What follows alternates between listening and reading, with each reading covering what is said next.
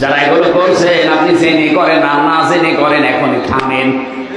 যদি না থেমে এভাবেই চলতে থাকেন আপনার শাস্তি হবে কয়টা? ডবল। বলেন বলেন বলেন। 2 নম্বরে ওয়ালা ইয়াকতুলুনান নাফসাল্লাতী হারামাল্লাহু ইল্লা বিল হক। এই পৃথিবীতে যারা অন্যায়ভাবে মানুষকে হত্যা করে, এই আগস্টের 5 তারিখের আগ পর্যন্ত 3732 জন মানুষ আপনি হত্যা করেছেন। আপনি ইচ্ছা করলে এই মানুষগুলো মরতো না, চলে যখন যাবেন একটু আগে গেলে তো কেউ মরতো না। বলেন না কেন?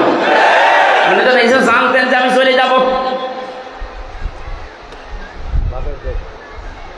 আপনার কারণে যে হাজারো মানুষ এই দুনিয়া থেকে বিদায় নিয়ে গেল, আর 5টা মানুষ না, 10টা না, 3732 জন তো সরকারি জরিপে, আর বেসরকারি জরিপ আরো বেশি।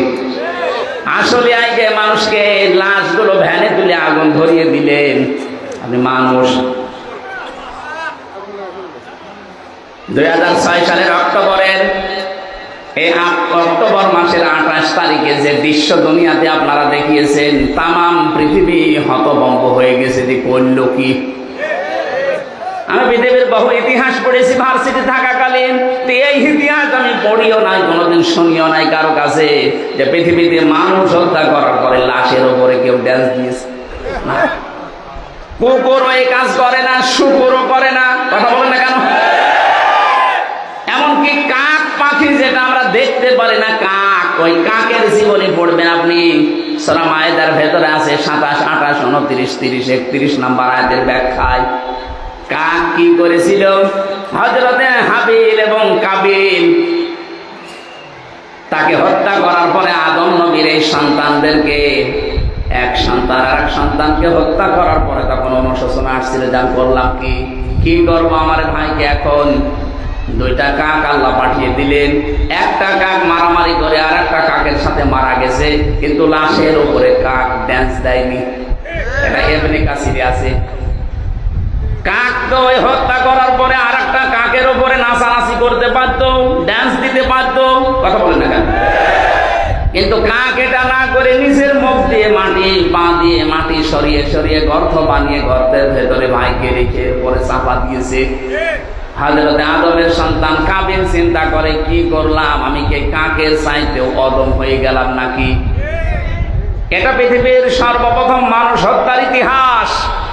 এই জন্য দুনিয়াতে যত হত্যা হবে তার একটা পার্সেন্টেজ এই কাবিলের আমলনামায় যাবে। কিয়ামতে আল্লাহ হত্যার বিচার দিয়ে শুরু করবেন বিচার। আমার মনে হয় যদি হত্যার বিচার দিয়ে বিচার শুরু হয়, কাবিলের বিচার যেমন করা হবে কিয়ামতে কোটি কোটি মানুষের সামনে, যিনি পালিয়ে গেছে তার বিচার আল্লাহ কিয়ামতে করবে। মানুষ হত্যার বিচার একটা না ডবল? বলেন বলেন। ডবল বিচার হবে। 6 সালের পরে 7 সালে তখন আমি দাখিল পরীক্ষা দেই, ম্যাট্রিক পরীক্ষা। ওই সময় একবার যাচ্ছিলাম সিরাজগঞ্জ থেকে কুষ্টিয়ায়, বাসের পেছনে বসে আছি ড্রাইভারের, দেখলাম গাড়ি চলতেছে, রাস্তার মাঝে একটা মরা কুকুর পড়ে আছে। ড্রাইভার সাহেব কুকুরের উপর দিয়ে না দিয়ে বাম দিয়ে চালিয়ে দিল। আমি বললাম, ভাই আপনি এমন করলেন, এখন হয়তো অ্যাক্সিডেন্ট হয়ে যেত। গাড়ি এরকম ঝাঁকি দিল।